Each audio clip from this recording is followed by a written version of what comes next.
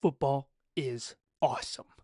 Good morning, good evening, good afternoon, everybody. Welcome back to Friday Night Roots. I'm your host, Justin Thomas. Do me a huge favor before we jump into the video. Like the video, share the video with your friends, and then subscribe if you can. Appreciate all the love you guys can give. And let's jump into it and let's talk some football. So much has happened in the NFL the last few days, so I was like, yep, it's time to make a video and come on here and just talk about kind of the major stories that have been going on. A lot going on, a lot of crazy free agents. There's so many I probably won't even remember to talk about them all. There's just too many to talk about. So, I'll pick some of the bigger stories and then we'll kind of go through that. So let's kind of jump right into it. First story of the day, Eagles extend Saquon Barkley. The Eagles, crazy extension, signed 2-year, $41.2 million contract, making him the highest paid running back in NFL history. This is following Christian McCaffrey last year, who got 19 point something million. So super stoked for Saquon. Obviously, he definitely deserves it.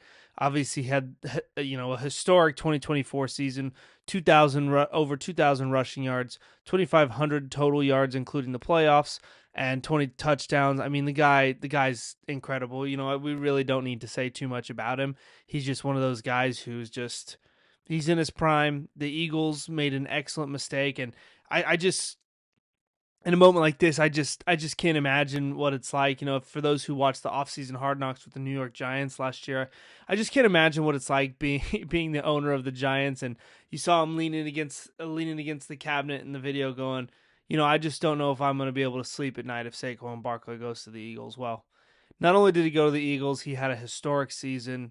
Just an embarrassing move by Joe Shane and the New York Giants, and it just sucks that happened, and that's why no one wants to do it again. But anyway, back to Saquon.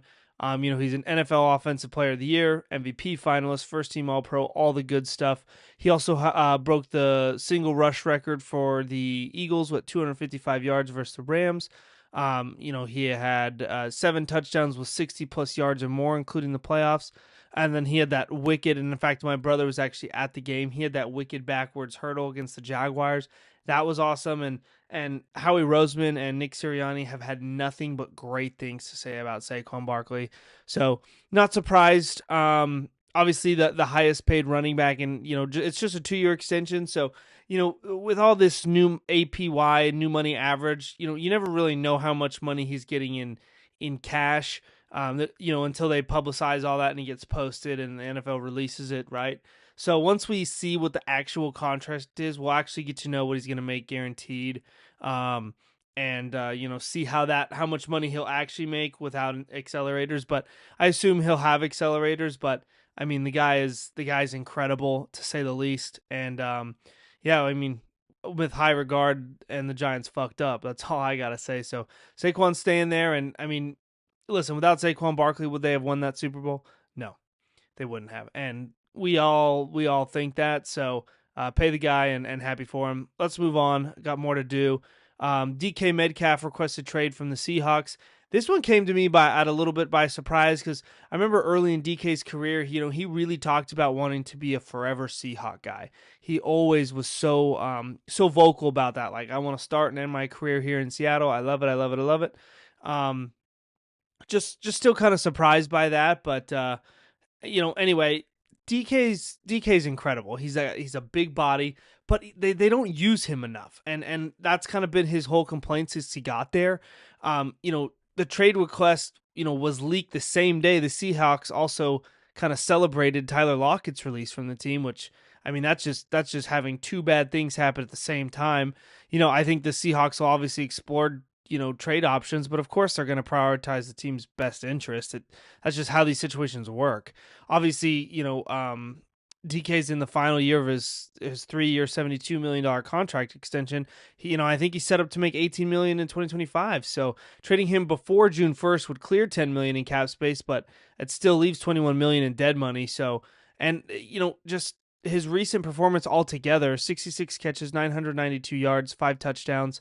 I just think ever since, Pete Carroll got fired, he was already halfway out, and, they haven't had any they haven't had any ability to maximize him in the game, and then he had that MCL injury in week 7, so he got fewer targets, and then I don't know, just he only has 6,300 yards, most in Seahawks' first 6 seasons, but that's it. He's not turning heads with his numbers. Let's just say that. Um, he also leads all wide receivers with 38 penalties since 2019, often for after the whistle infractions, which doesn't surprise any of us at all, I guess. But yeah, so listen, I love DK, and I think DK and Debo are very similar. I think DK and Debo they're not the best. They're just because of how big both of them are.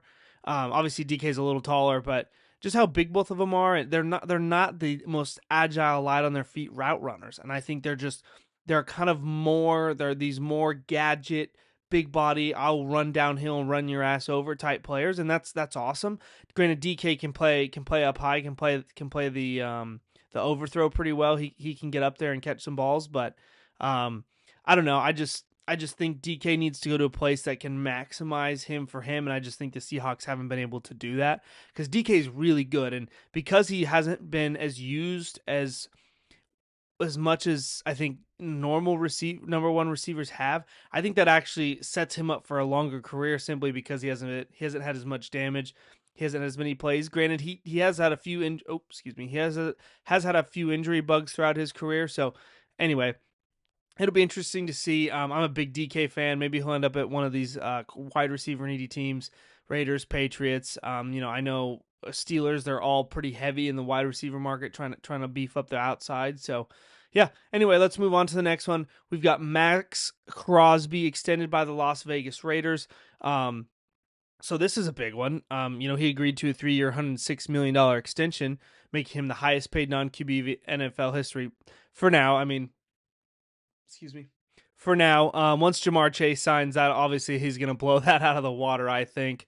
So, but it's cool that him and his agent get to say that for right now. It's got $91.5 million guaranteed. Woo! State of Nevada, no state income tax, so he's going to get a lot to keep a lot of that money, which is awesome for him. And 35.5 mil per year surpasses Justin Jefferson at 35 and Nick Bosa at 34.2. So yeah, he's up there now. He's really up there. 60 career sacks, 5th most in the NFL since 2019. He has a great season this season, but he had 12 games missed this year after an ankle surgery.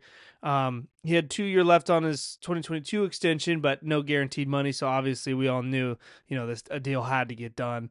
And he's just, you really don't need to say much about Maxx Crosby.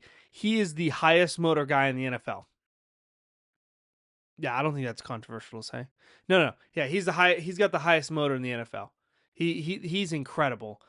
He doesn't slow down, he doesn't stop, and he trains like it. Up at 5 a.m. every day, going and working out. This he's a football guy. And I think if the Raiders didn't have him, they'd have zero identity. And I think that Maxx Crosby is such an impact player, and I assume, Brady and Spytek and Pete Carroll, that was probably one of the first things at the top of their list. They needed to keep him around in order to keep building a culture. If you lose Max, who else on that team has stood out as a leader? Nobody that I can think of. And that sucks to say, but Maxx Crosby is the only one selling jerseys right now for the Las Vegas Raiders. So super happy for them. We're hoping that this extension is also kind of a big part of the culture shift that's going to happen in Vegas for the Las Vegas Raiders. One could only hope, but yeah, I guess we'll just have to see how it goes, right? Chargers released Joey Bosa. Now, that is extremely large news, especially for me as a 49ers fan. Now, according to Vegas, the betting odds are that the 49ers are the second most likely team to end up with Joey Bosa. I don't see it happening, but I don't know. A kid can dream, right?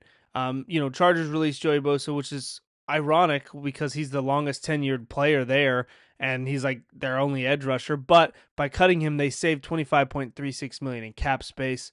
So that's awesome. He early 2016 defensive rookie, or he was NFL Defensive Rookie of the Year, 4 Pro Bowls. But then he got killed by the injury bug.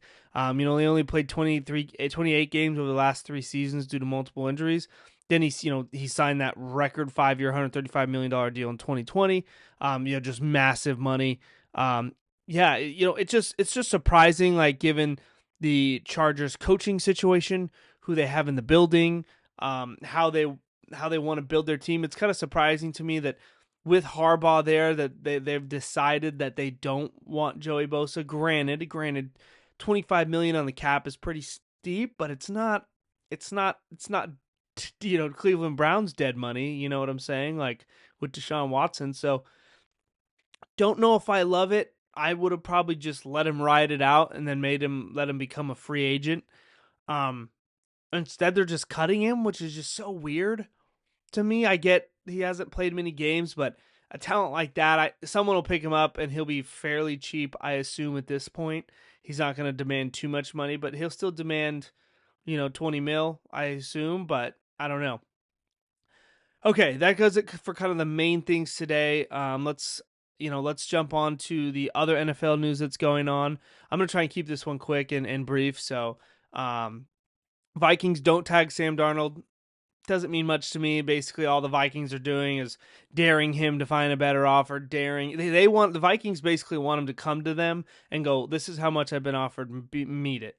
Right, and they're just playing hardball. That's why they didn't tag him, right? Obviously, Devontae Adams cut and is now a free agent. Yeah, the Jets decided to cut Devontae Adams simply to save money. That's the only reason. Not only that, who's going to trade for Devontae Adams? Probably fucking nobody, or nobody's going to give him worth anything valuable anyway. Old, he's a diva. He requests a lot of money. I just didn't think Devontae was going to be one of those guys, but we'll see kind of where he ends up. I think Devontae could end up in a lot of different places, but I could see Devontae coming back to the West Coast, maybe hitting up the Chargers. I don't see him back at the Raiders, but maybe hitting up one of the West Coast teams, just because his family's here. But we'll figure that out later. Tyler Lockett gets cut by the Seahawks. That one was a little surprising that Tyler Lockett got cut. He's old. I think Tyler Lockett's a 6-time Pro Bowler. So he had his good years, but he's old, and I think I'm not surprised by this one. And this is kind of just a generic one, not too much to say. Christian Kirk cut by the Jets, and that was a surprising one. But the only thing surprising about this one is that the fact that the Jets overpaid this guy years ago, and he's been pretty good. Struggled, had a few injuries, but the Jags have just never been able to put anything together on a football field since their that 2020, whatever year they got, ended up getting, stomped back by the Chargers. Whatever year, or no, they ended up winning. I don't remember. But anyway, Christian Kirk, just not surprised, overpaid him. He's still a number one receiver for sure. Still young enough to do something. Just surprised by the cut. I don't know. These teams seem to be really interested in cutting people to save some money, but the cap's never been bigger. So anyway, and then the last one, Zach Bond extended by the Eagles. I'm actually a little surprised by this one, but I'm also not, because linebackers have a high turn rate in the NFL. But I'm also not surprised because Howie Roseman did come out and say they're basically giving away or releasing their 2 starting corners. So not surprised there. He said, obviously it's for money purposes, right? Like Jalen's contract hasn't really hit the Eagles cap yet, and that's going to make a substantial difference. So I think that's really what they're preparing for. But no, I'm not surprised, just because I'm a little surprised, but not, like I said, just because they have a high churn rate, but they ended up keeping him. They got him for a pretty good deal, I think. I think with his guaranteed money, it's like 10 to 15 million a year. So upper middle echelon of linebacker pay, I'd say. He's pretty good, but he's been in the league a while, and that was his first really solid year. So who knows? It kind of depends on what the future holds for him. But anyway, I think that covers it. I think I gave my opinion on pretty much everything.